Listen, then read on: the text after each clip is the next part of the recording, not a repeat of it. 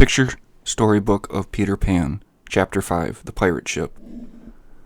The pirate ship was a terribly evil-looking craft, with its painted sails, its heavy tarred cordage, and its flag with the skull and crossbones upon it, flapping grimly at the stern.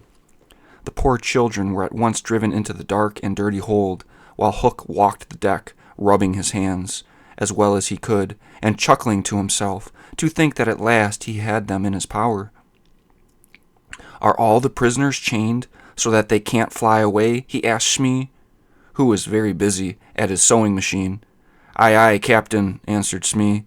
"Then hoist them up," shouted the captain. He seated himself on a chair covered with a white bearskin, waiting while the boys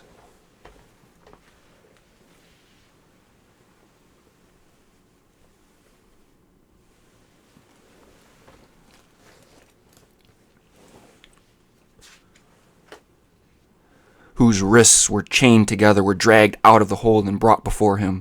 6 of them, he said, were to walk the plank at once, but he would save any 2 who were willing to be cabin boys. The children were not at first sure what walking the plank meant, but Hook soon enlightened them by roaring out a song in explanation. Yo-ho, the frisky plank, you walk along it, so, till it goes down and you goes down.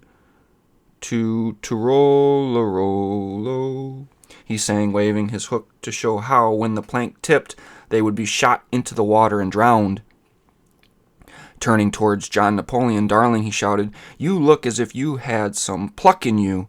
John hesitated. In his schoolboy days he had always thought a pirate's life very attractive, so stepping forward he said, "Will you call me Red-Handed Jack?" The captain laughed with delight, and promised to give him that name if he joined the crew. Then Michael went up to him and slapped him on the shoulder. "What will you call me if I join?" he asked. "Black-bearded Joe," answered the captain, and until another question arose, Michael was much pleased. The cabin boys were told that they must of course swear, "Down with King George," and to this neither boy would consent. John and Michael were then pushed on one side and told that their doom was sealed, while Hook shouted, "Bring up their mother!" In a moment Wendy was dragged from the hold, and when the boys rushed to protect her, they were pulled back, leaving her standing alone, looking very frightened, but pretty in her white dress, with her long brown cloak at her feet.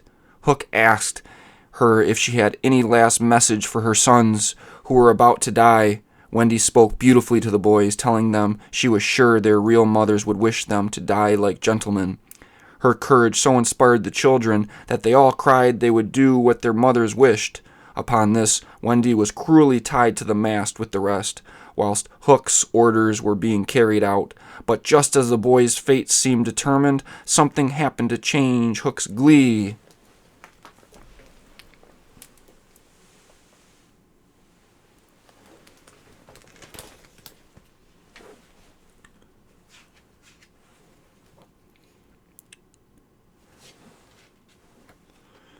Into terror. Tick, tick, trick, tick, tick, he heard, and at the dreaded sound he yelled, "The crocodile! Hide me, hide me!" In abject fear the pirates and he rushed to a corner of the ship, where his men crowded round him, intent only upon shielding their captain from the jaws of the monster. The boys, too, waited breathless with horror, until with sudden relief and rapture they saw not the crocodile, but their beloved captain Peter Pan appearing over the ship's side. In one hand, at arm's length, he held an alarm clock, the ticking of which had made Hook believe that the crocodile was upon him. Making a sign to his friends, Peter dashed into the cabin, unseen by the pirates, and shut the door. The ticking ceased directly, and Hook's terror vanished. Returning to his dreadful purpose, he cried, "Now, here's to Johnny Plank!" Again he began to sing, yo-ho, the frisky plank. But the boys, filled with hope and excitement, drowned his voice by singing, "Rule Britannia!" And just as the pirate was about to vent his rage upon them, he was silenced by a shrill and piercing cock's crow from the cabin. Struck motionless with terror, the crew looked to their captain for some explanation, who ordered Gecko, one of his men, to enter the cabin and see what was the matter. Hook waited, but Gecko did not return, and once again was heard the awful, mysterious crowing. "Someone must bring me out that doodle-doo," roared the captain, and as no one volunteered, "I thought I heard Starkey volunteer," he said, pointing his hook at Starkey.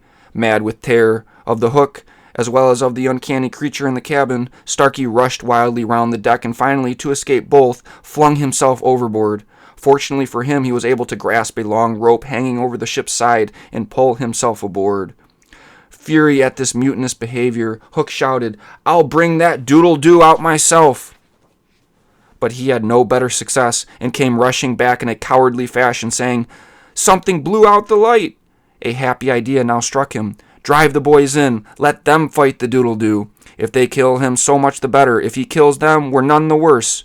This, of course, was just what the children wanted, but concealing their delight, they allowed themselves to be driven into the cabin. In the meantime, all the pirates huddled together, hiding their faces. Sailors, you know, are very superstitious, and they all thought the ship was bewitched. So terrified were they that no one saw Peter steal out, followed by the boys, who crept silently up the ladder to the higher deck. No one saw Peter cut the ropes which bound Wendy, and take her place at the mast, and cover his face with the brown cloak she had left, while Wendy joined the boys.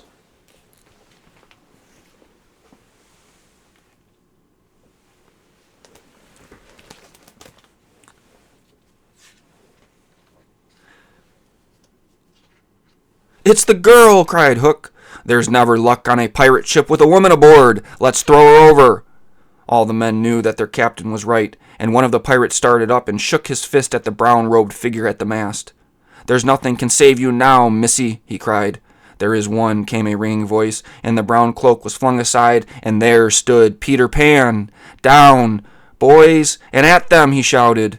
And with a rush, the boys, armed with weapons which Peter had found and given them in the cabin, swarmed down upon the lower deck. The pirates believed that all of the boys had been slain by the mysterious doodle-doo, and were panic-stricken as they saw them with swords and daggers. Some of the crew rushed to the bulwarks and leapt overboard. Others, with their knives, fell upon the boys, while Hook backed into the cabin, fighting for his life. "Put up your knives, boys! That man is mine!" cried Peter, pointing to Hook. The boys turned their attention to the remaining members of the pirate crew, who were one by one forced into the sea, while the two mortal enemies appeared at the cabin door, closed in deadly combat. Each was determined to kill the other. Step by step, Hook was driven back to the side of the ship. He felt himself weakening. In despair, he cried out, "'Tis some fiend fighting me! Who are you, Pan?" "I'm Youth," he cried. "I'm a little bird that has broken out of the egg. I'm Youth. I'm Joy." With that, he wrenched Hook's sword from him and forced him into the sea, right into the jaws of the waiting crocodile, who caught him at last. The boys burst into ringing cheers as they and Wendy cheered their hero, who stood like a conquering Napoleon, proud to receive their cheers in the full glory of his triumph. Of course, it was all as it should be. Hook, his mortal enemy, was dead, and he was the conqueror. Perhaps there was a pang over Hook's death, but the pang was only there because that part of Peter's life was gone. In the meantime, the pirate flag was lowered.